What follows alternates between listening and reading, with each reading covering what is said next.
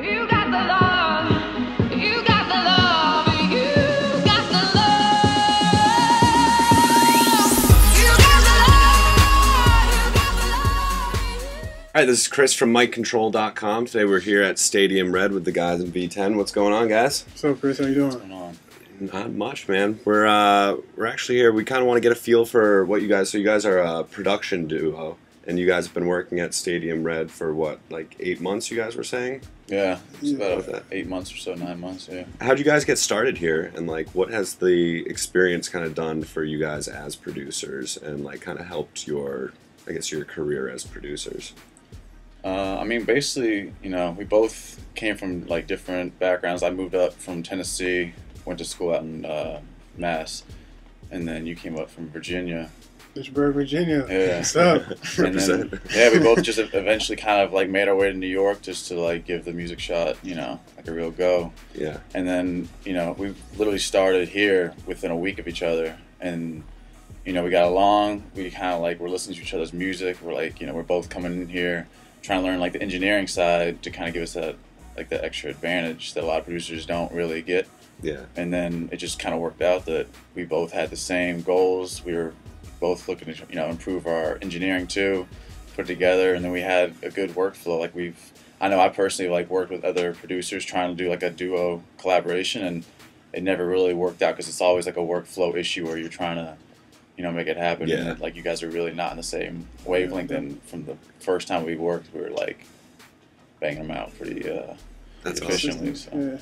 So you guys met through working at Through Stadium here. Red. Yeah. That's awesome. Yeah. And so what have you guys been like, what have you been working on now? I know you guys were saying that you've been working on tracks for different artists. Like what have you guys been working on mostly in terms of V10 productions? Mostly, lately we've been doing a lot of major artist submissions, Mm-hmm. but it's in the beginning stages, so hopefully we'll find out more soon. Yeah. But we're also executive producing Trey Palm's new mixtape Oh, nice. that should be out whenever we that- it out. Is that on you guys?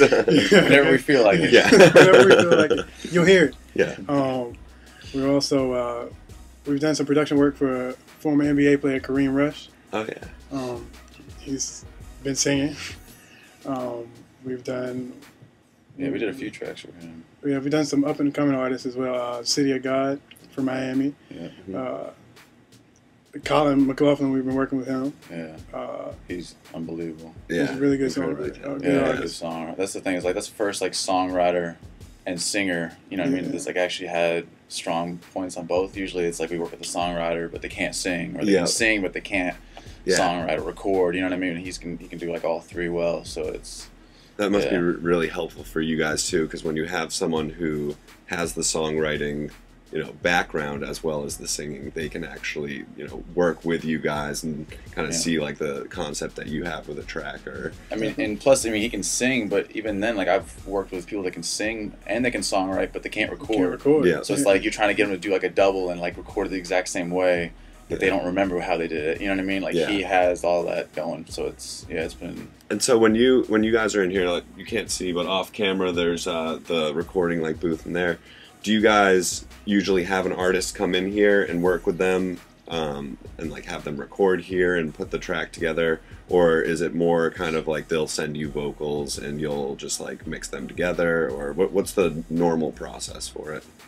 We've done both. Yeah. The good thing about like coming to a recording studio is that they actually allow you to record your own projects Yeah. and off time. So we've done that. We've worked at home studios. Mm-hmm. We've done that. We've been sent 2 tracks, put beats together. So we've done it all. So Yeah. you know, we're just trying to get better at it. Cool. You'll hear a lot more from us soon. Yeah. And yeah, let's talk about kind of how you guys got started individually. Like, what was kind of the you know, like what kind of music influenced you? What made you guys want to get into creating music? Like, just give us kind of the background on it. Well, I know for me, I started playing piano when I was like 11. My mom made me take piano lessons. All I wanted to do was play football. Yeah. And she was like, no, you need to take a musical instrument. So I started taking piano lessons, picked up the drum set, and then in about high school, I started just playing around on Fruity Loops Mhm. here and there. And then in college, I became like serious. And then I used to work with a producer in Virginia. Did Stomp for Kirk Franklin, gospel music. So we did some work there, and then I decided I wanted to move to New York and like really make it happen.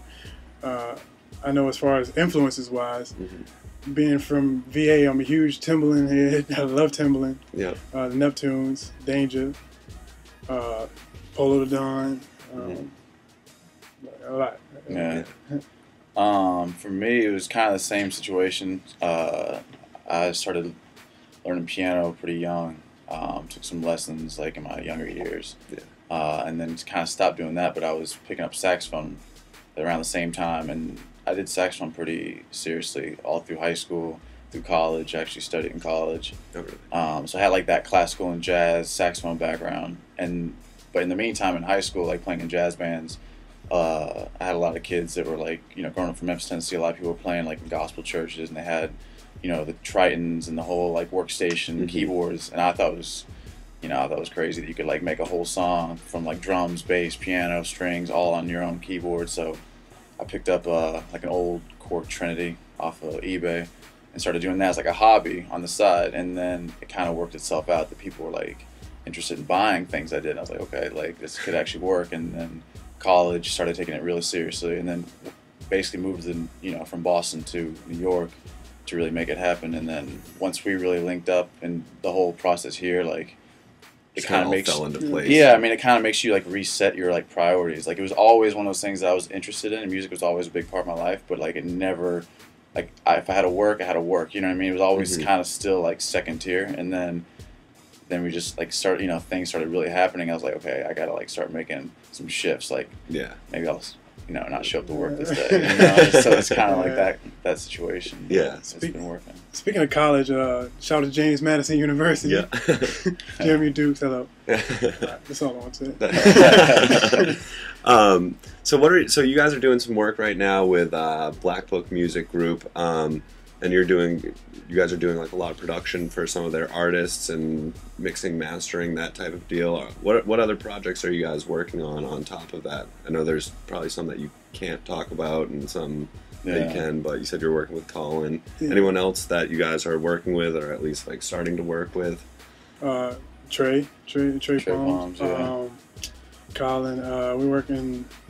We worked with this dude, Calvin Hayes. He's an upcoming artist as well.